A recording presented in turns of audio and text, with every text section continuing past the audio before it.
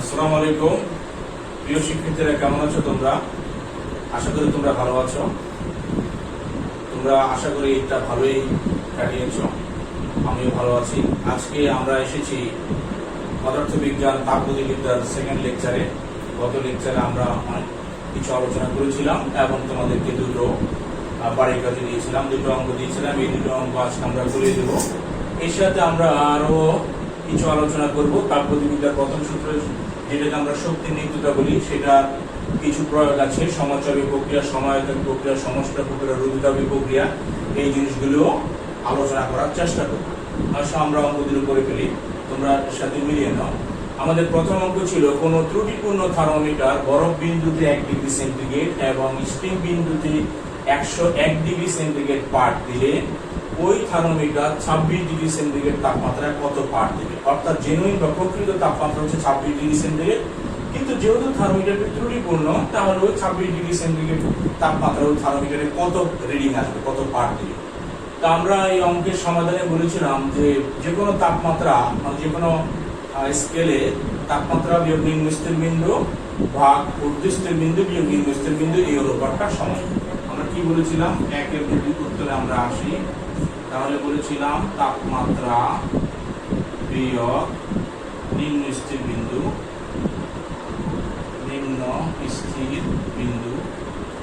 Divided by ঊর্ধ্ব স্থির বিন্দু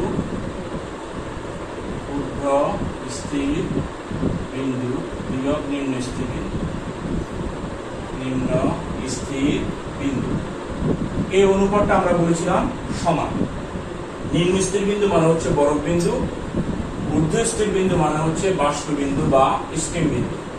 তাহলে আমরা প্রথমে প্রকৃত থার্মোমিটারটাতে যাই, যেখানে তাপমাত্রা আমাকে বলা হচ্ছে 26 ডিগ্রি সেন্টিগ্রেড।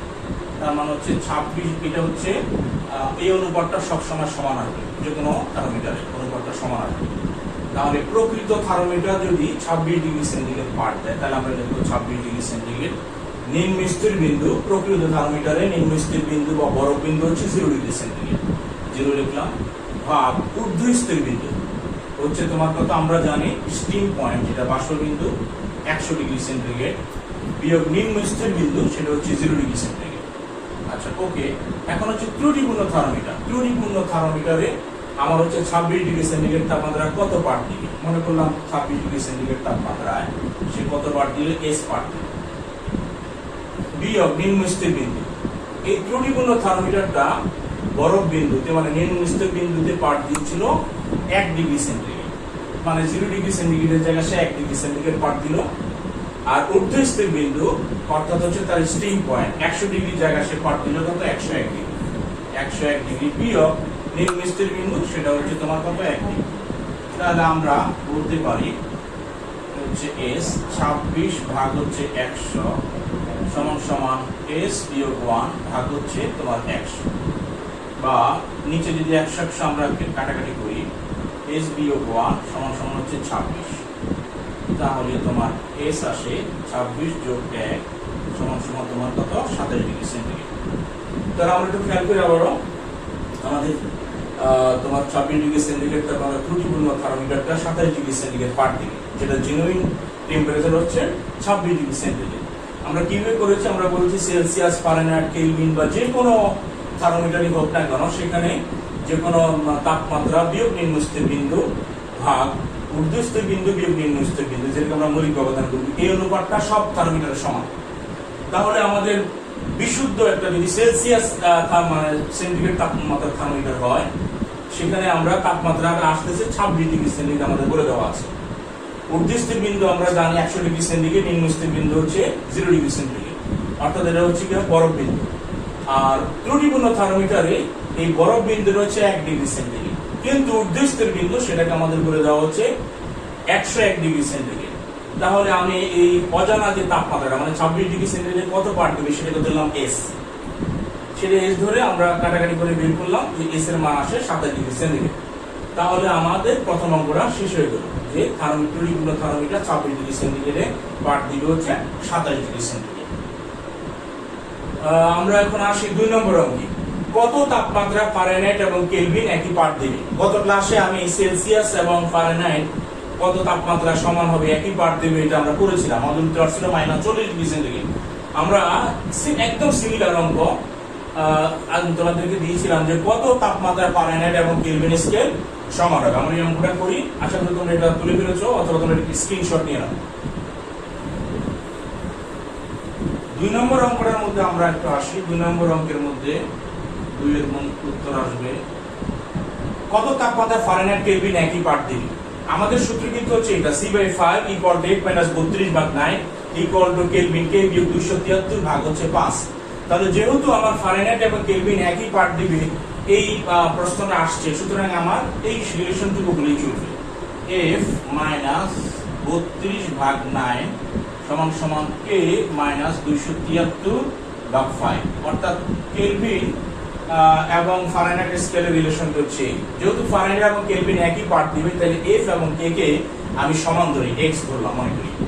তাহলে আসবে আমার x বিয়োগ 32/9 সমান k এর জায়গায় আমরা x নেব, x বিয়োগ 273 ভাগ হচ্ছে 5। তাহলে আমার আসে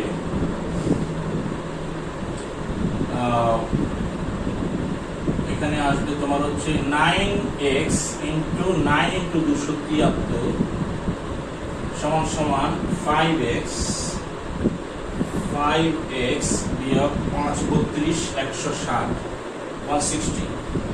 তাহলে আমি 5x টাকে এই পাশে নিয়ে আসি, 9x বিয়োগ 5x সমান 9 273 × 9, এটা দেখি কত আসে, 9 × 273 আসে 2457। তাহলে ওই পাশে চলে গেলে 2457 আর ওই পাশে 160 আছে। তাহলে আমার 9x বিয়োগ 5x = আসে তোমার 4x, আর 2457 থেকে যদি 160 আমরা বিয়োগ দিই তাহলে আমাদের আসে 2297।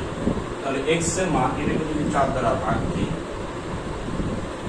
2297 ভাগ হচ্ছে 4, তাহলে আসে হচ্ছে 574.25 574.25। তাহলে আমরা বলতে পারি যে 574.25 ডিগ্রি তাপমাত্রায় কত তাপমাত্রায় তোমার হচ্ছে ফারেনহাইট এবং হচ্ছে কেলভিন সমান হবে। তাহলে আমাদের উত্তর হচ্ছে 574.25। তাহলে আমাদের দুটো অঙ্ক এই করা হয়ে গেল। আমরা আমাদের নির্ধারিত টপিকসে চলে যাই। তাপগতিবিদ্যার প্রথম সূত্র বা শক্তির নিত্যতা, সমচাপীয় সমায়তন, সমষ্টাং রোধের প্রক্রিয়া, এই জিনিসগুলো একটু আলোচনা করব। আমাদের তাপগতিবিদ্যার প্রথম সূত্র, আমরা যেটাকে শক্তির নিত্যতা সূত্র বলে থাকি আর কি।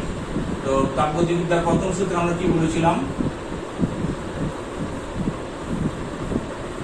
তাপগতিবিদ্যার প্রথম সূত্র আমরা কিছুটা প্রয়োগ আলোচনা করেছিলাম। তাপগতিবিদ্যার প্রথম সূত্রে যে কোনো গ্যাসে যদি আমি ডিগ্রি পরিমাণ তাপশক্তি সরবরাহ করি তাহলে তার একটি অংশ অন্তত শক্তি বৃদ্ধিতে সাহায্য করবে আর বাকি অংশটা তার হচ্ছে বাহ্যিক কাজ করবে DW। এটা আমরা বলেছিলাম।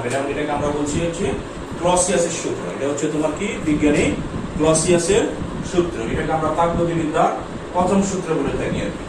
যদি কোনো সিস্টেমে ডিকিউ পরিমাণ তাপশক্তি, কিছু তাপশক্তি সরবরাহ করা হয় তাহলে তার একটা অংশ ওই তোমার হচ্ছে অন্তত শক্তি বৃদ্ধিতে সাহায্য করবে সিস্টেমের, আর বাকি অংশ হচ্ছে বাহ্যিক কাজ করবে, সিস্টেম পরিবেশের উপর কাজ করবে বা পরিবেশ সিস্টেমের কাজ করবে, যাই হোক না।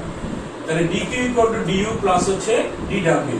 এটাকে আমরা আবার শক্তির নিত্যতা বলে থাকি। অর্থাৎ তুমি একটা সিস্টেমে যে পরিমাণ তাপশক্তি সরবরাহ করবা সেটার একটা অংশ বাহ্যিক কাজ করবে, একটা অংশ অন্তত শক্তি বৃদ্ধিতে সাহায্য করবে, অন্তত শক্তি বৃদ্ধি করবে।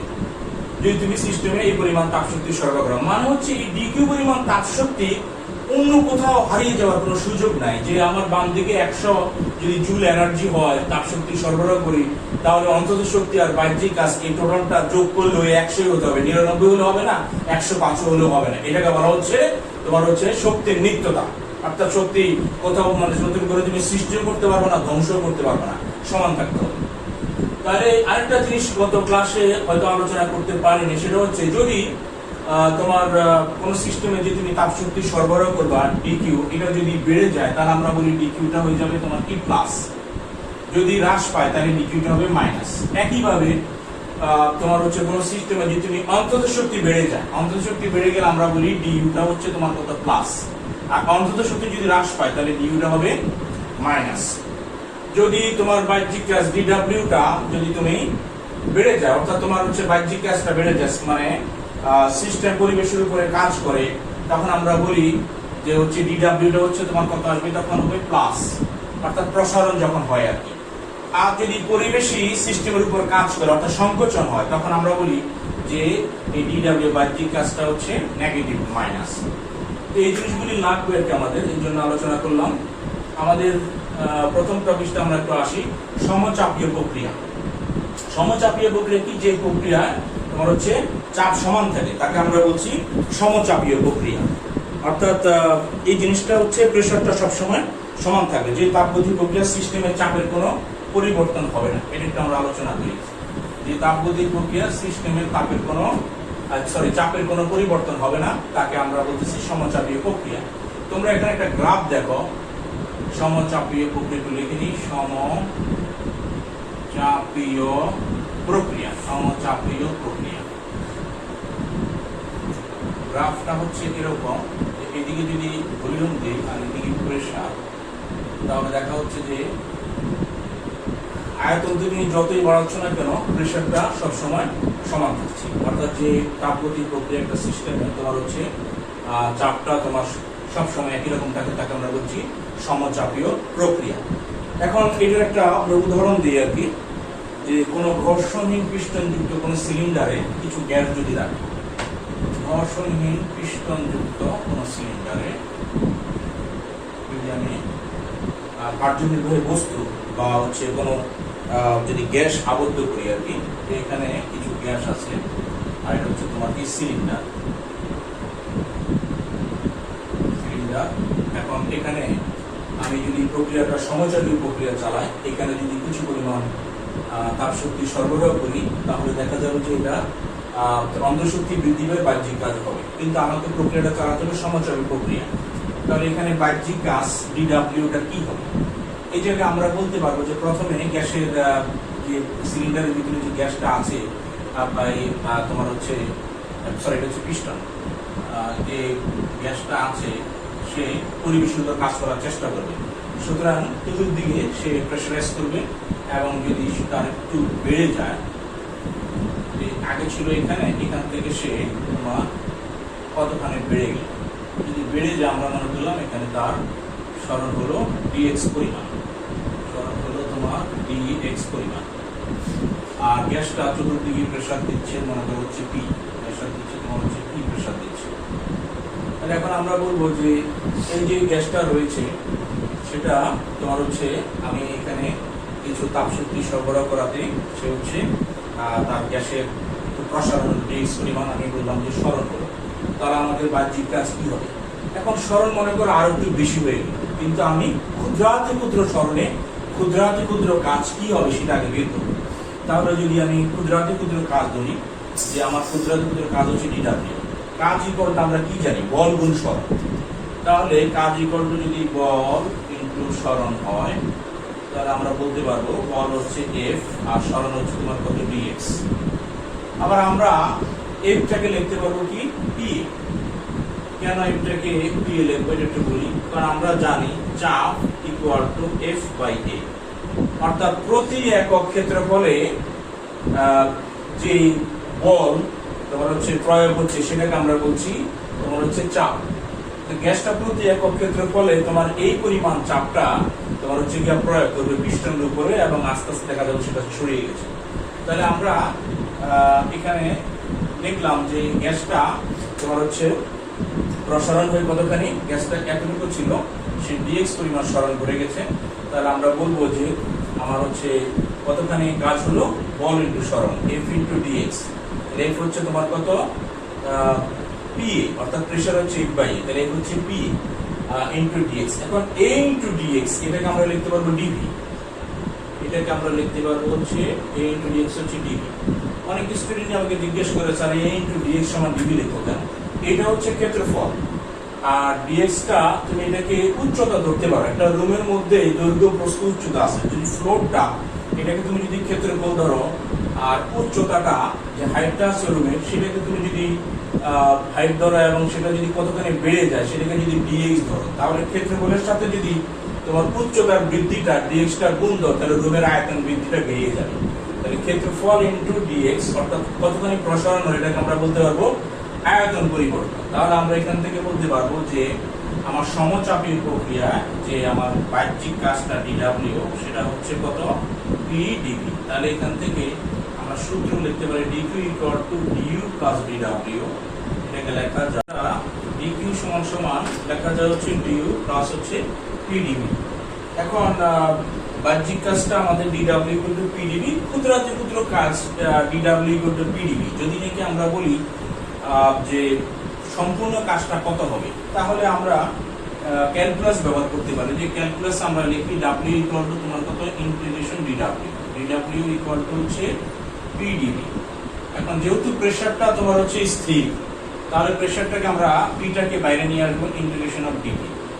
এখন এটাকে তোমরা জানো যে আমরা এখন কি বলতে পারি যে একটা গ্যাস যখন তোমার প্রসারণ হবে আর কি, প্রসারিত হয়ে সে পিস্টনের উপরে চাপ প্রয়োগ করে চাপজনিত যে বলটা প্রয়োগ করবে, বল প্রয়োগ করার কারণে তোমার হচ্ছে সে অনেকখানি প্রসারিত হলো। তো প্রসারিত হয়ে মনে করো শুরুতে তার আয়তন ছিল V1, তারপরে আয়তন হয়ে গেল V2। তাহলে আমি লিখবো শুরুর আয়তন ছিল V1, পরের আয়তন হচ্ছে V2। তাহলে P ইন্টিগ্রেশন অফ ডিভি আমরা এটাকে লিখবো V।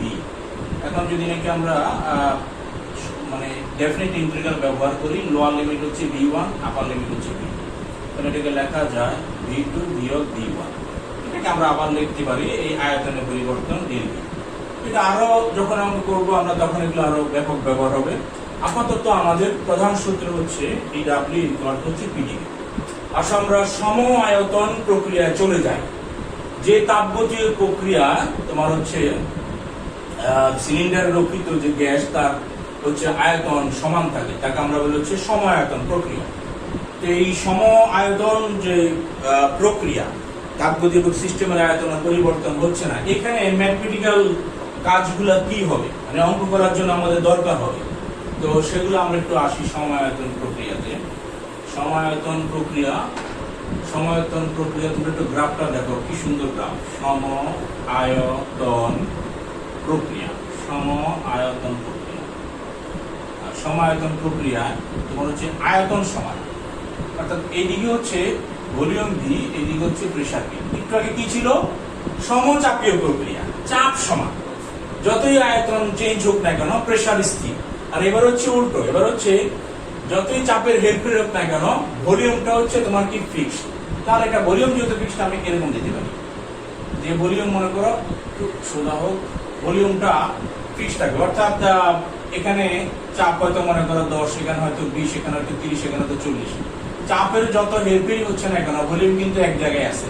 এটা যদি 10 হয় ভলিউমে এতই, মনে করো ভলিউম এখানে 30, এখানে যদি 20 হয় তখন হচ্ছে 30, এখানে যদি নাকি চাপ 30 হয় তখন আয়তন হচ্ছে 30, এখানে যদি 40 হয় তখন হচ্ছে 30। আর আয়তনের কোনো পরিবর্তন হচ্ছে না। এটা হচ্ছে সমায়তন প্রক্রিয়ার একটা গ্রাফ। এটা ম্যাথমেটিক্যাল ক্যালকুলেশনে আসছে যে আমাদের তাপগতির তোমার হচ্ছে তাপগতিবিদ্যার যে প্রথম সূত্রটা সেটা সমায়তন প্রক্রিয়া কি রূপ ধারণ করে আমরা একটু দেখি। অঙ্ক করার জন্য আমাদের খুব দরকার। আমরা একটু আসি যে আমরা জানি তাপগতিবিদ্যার প্রথম সূত্র যে কোন সিস্টেমে যদি ডিকিউ পরিমাণ তাপশক্তি সরবরাহ করা হয় তার একটা অংশ অন্তঃ শক্তি বৃদ্ধিতে কাজ করে এবং আরেকটা অংশ হচ্ছে বাহ্যিক কাজ করে। আমরা জানলাম যে ডিকিউ ইকুয়াল টু ডিইউ আর ডিডব্লিউ আমরা বলি হচ্ছে পিডিবি।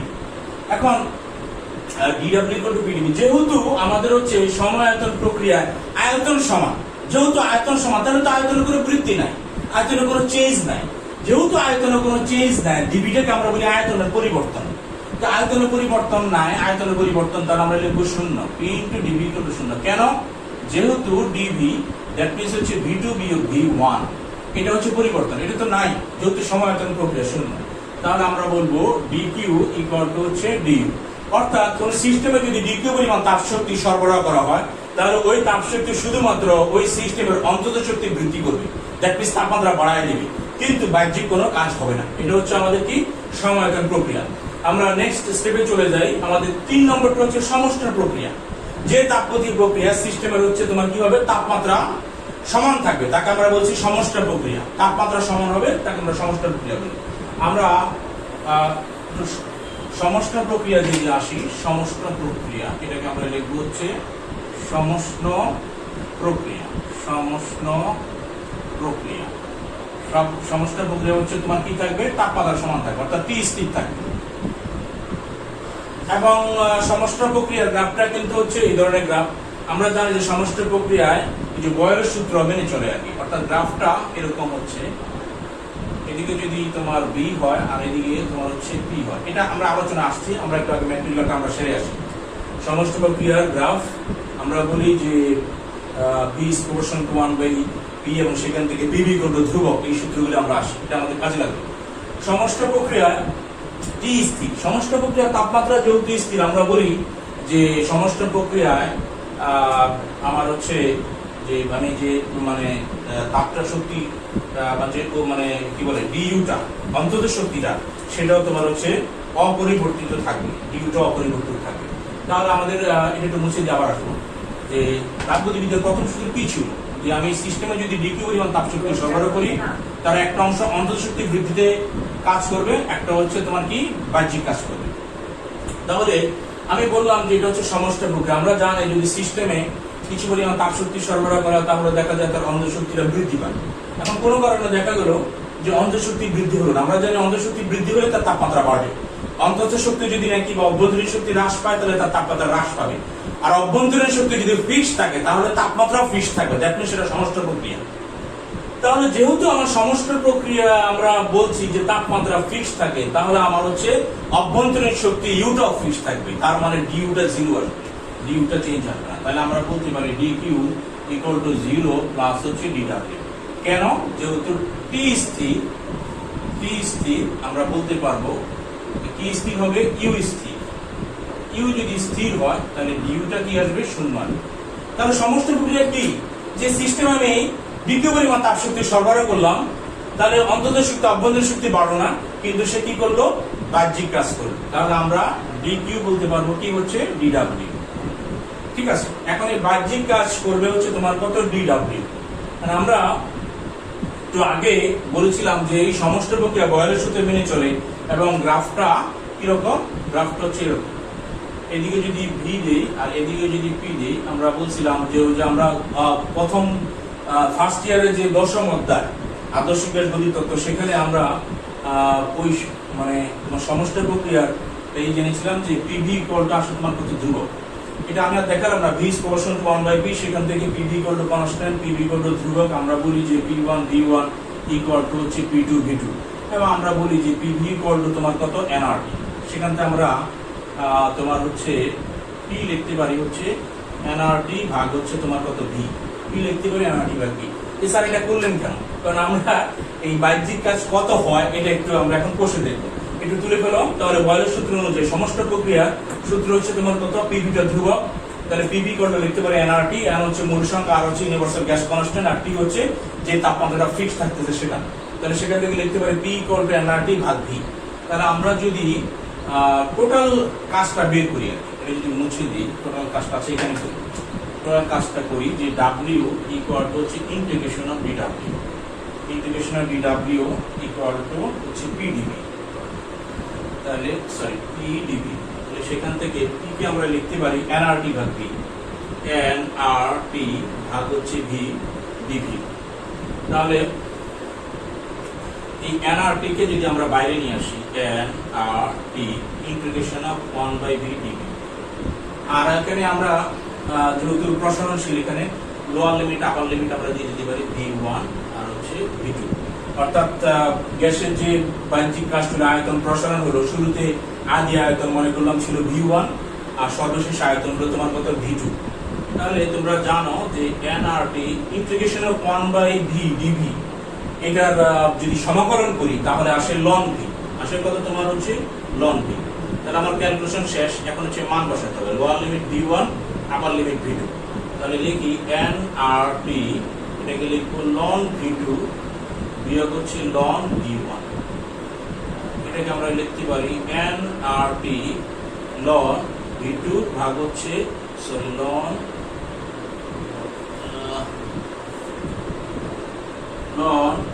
v2 ভাগ হচ্ছে v1। তাহলে আমাদের টোটাল কাজটা বেরিয়ে গেল যে সমস্ত পরিকৃত কাজ তোমার কত nRT ln V2 by V1। এখানে এন মোল সংখ্যা আর হচ্ছে ইউনিভার্সাল গ্যাস কনস্ট্যান্ট, টি হচ্ছে সমস্ত যে তাপমাত্রা সেটা, V1 হচ্ছে শুরুতে যে আয়তনে ছিল, V2 হচ্ছে কোন আয়তনে গিয়ে সে পৌঁছতো, মানে আয়তন প্রসারণ V1 থেকে V2 তে হলো আর কি। এটা হচ্ছে তোমার সমস্ত প্রক্রিয়া W = integration of nrt ln V2 by V1। আরেকটা আমাদের প্রক্রিয়া আছে, সেটা হচ্ছে রুলতাবীয় প্রক্রিয়া। তার আগে আমি একটু বলে নিই যে এই তোমার হচ্ছে এই যে সমস্ত প্রক্রিয়া, এটা আবার ওই জিওমেট্রিক্যাল যে গ্রাফটা সেখান থেকে আমরা কিন্তু কাজ বের করতে পারি। সেটা একটু কিভাবে করি দেখে আসি। তোমাদের কোনো জায়গায় যদি মনে হয় যে আমি খুব দ্রুত পড়াচ্ছি বা খুব ফাস্ট হয়ে যাচ্ছে, তোমরা টেনে টেনে স্ক্রিনটা দেখতে পারো, এখানে কোনো সমস্যা নাই। আমরা বলছিলাম যে গ্রাফটা হচ্ছে অনেকটা এরকম। তাহলে তুমি মনে করো এখানে P1 চাপ, এখানে P2 চাপ, আয়তন মনে করো এখানে V1, এটা লেখার দরকার নেই, এটা ধরো P1 P2, এটা ধরো A পজিশন থেকে B পজিশন। তুমি এখানে এই A B2 হচ্ছে সমস্ত গ্রাফ। তাহলে আমরা বলি যে কৃত কাজটা কি হবে, এই AB টা থেকে এখান থেকে একটা লম্ব টেনে দিব আর এখান থেকে একটা লম্ব টেনে দিব। এই যে ক্ষেত্রটা আছে, এই ক্ষেত্রটা তোমার এটাকে ধরো বড় A দিলাম, এটাকে বড় B দিলাম। এখানে বললাম যে আয়তন V1, এখানে বললাম যে আয়তন হচ্ছে V2।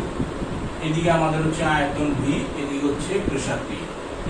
তাহলে আমরা বলি আর কি যে এই বিন্দু থেকে বি বিন্দুতে আসলো, অর্থাৎ তার আয়তন V1 থেকে সে V2 তে পৌঁছলো। তাহলে এই ক্যালকুলেশন বাদ দিয়ে যদি শুধু গ্রাফ থেকে করতে বলে যে জিওমেট্রিক্যালি বের করা যায়, সেক্ষেত্রে আমরা কি করব, যে A থেকে B তে গেলে এই যে AB, এই অংশটা আমি যদি লম্ব টেনে দিয়ে নিচে, যে এই ক্ষেত্রটুকু আছে, এই ক্ষেত্রের যে ক্ষেত্রফলটা সেটাই হবে তোমার হচ্ছে কৃত কাজ W। আরেকদিন আমরা দেখাবো যেটা কিভাবে এই ক্ষেত্রের ক্ষেত্রফলটাই আমাদের কৃত কাজটা আসে। এবার আসলে রুলতাবীয় প্রক্রিয়া। রুলতাবীয় প্রক্রিয়া অল্প একটু বলে ছেড়ে দেবো, আগামী ক্লাসে ইনশাআল্লাহ আরো বেশি পড়বো। রুদ্ধতাপীয় প্রক্রিয়া, যে তাপগতীয় প্রক্রিয়া তোমার হচ্ছে সিস্টেমে আমরা বলি রুদ্ধ তাপীয় নামেই পরিচয়, তাপ রুদ্ধ থাকে, অর্থাৎ হচ্ছে বাইরে থেকে সিস্টেমে তাপ প্রবেশ করতে পারে না, সিস্টেম থেকে তাপ বাইরেও যেতে পারে না, তাকে আমরা বলছি রুদ্ধ তাপীয় প্রক্রিয়া। যে তাপগতীয় প্রক্রিয়া তাপ রুদ্ধতা থাকে।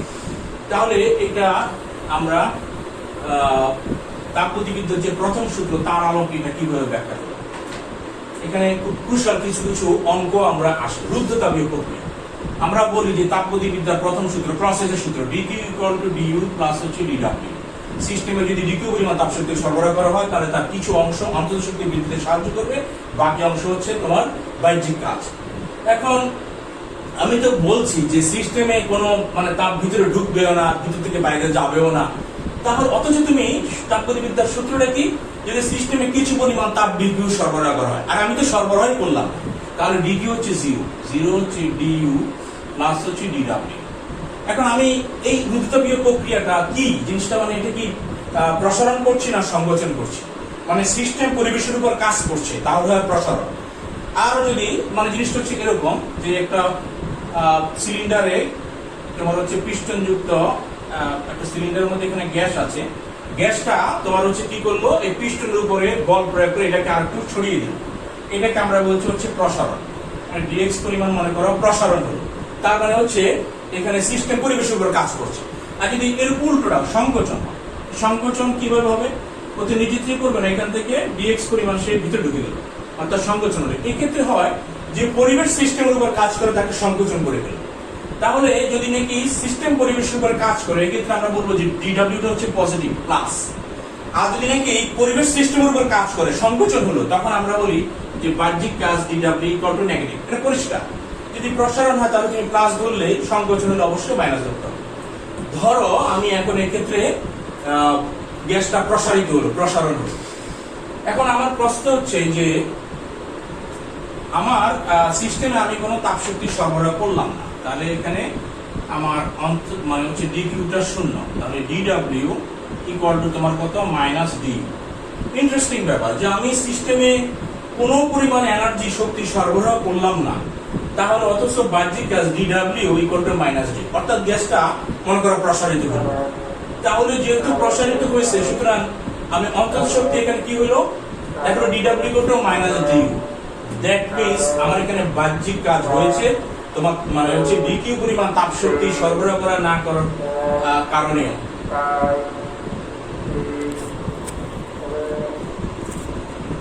তাহলে আমরা যে জিনিসটা আলোচনা করছিলাম যে সিস্টেমে আমি এই তাপশক্তি সরবরাহ না করার পরেও দেখা যাচ্ছে বাহ্যিক কাজ DW equal to minus D, অর্থাৎ বাহ্যিক কাজ হয়ে গেছে। অর্থাৎ আমরা এখানে শুরুতে ধরে নিয়েছিলাম যে এখানে গ্যাসটা প্রসারিত হবে, তো গ্যাসটা প্রসারিত হলে সিস্টেম পরিবেশের উপর কাজ করবে DW equal to minus D.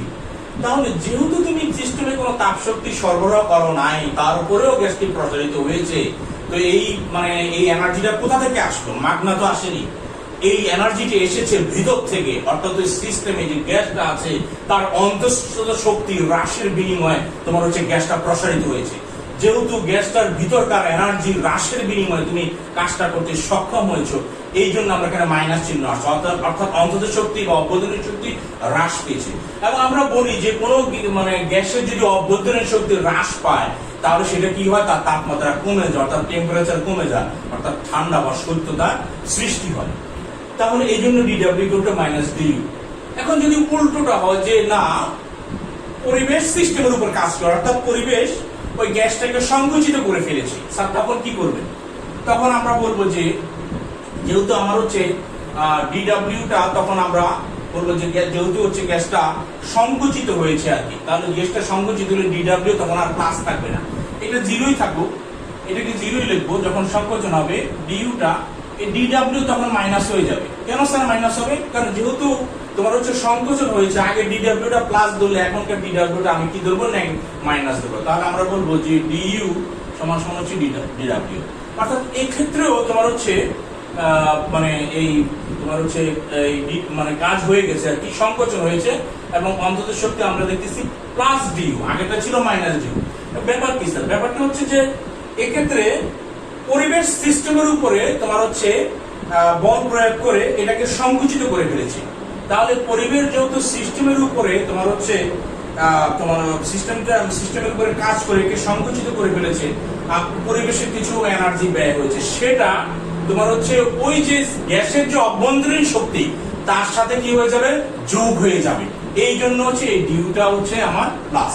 অর্থাৎ আমি কি করলাম, আবারও বলি, একটা সিলিন্ডারের মধ্যে পিস্টনযুক্ত সিলিন্ডারে কিছু গ্যাস আছে, আমি বললাম কি সিস্টেমটা উপরে পরিবেশ বাইরে থেকে বল প্রয়োগ করে মানে কি করলো, এটাকে ভিতরে ঢুকিয়ে ফেললো, অর্থাৎ ডিএক্স পরিমাণ হচ্ছে সংকোচন হয়ে গেল। যেহেতু সংকোচন হয়ে গেল আমাকে কিছু কাজ করতে হয়েছে, এই কাজটাই তোমার হচ্ছে এই গ্যাসের অভ্যন্তরীণ শক্তি, আগে যে অভ্যন্তরীণ শক্তি ছিল তার সাথে যুক্ত হয়ে অভ্যন্তরীণ শক্তিটা বাড়িয়ে দেবে। এই জন্য আমরা লিখি ডিউটা এখানে প্লাস আছে, আগের কারণে তো মাইনাস আসেনি। যেহেতু অভ্যন্তরীণ শক্তি বৃদ্ধি পাবে, ওখানে তাপমাত্রাটাও বেড়ে যাবে। আজকে এই পর্যন্ত সমচাপীয় সময়তল সংশ্লিষ্ট রোধের প্রক্রিয়া।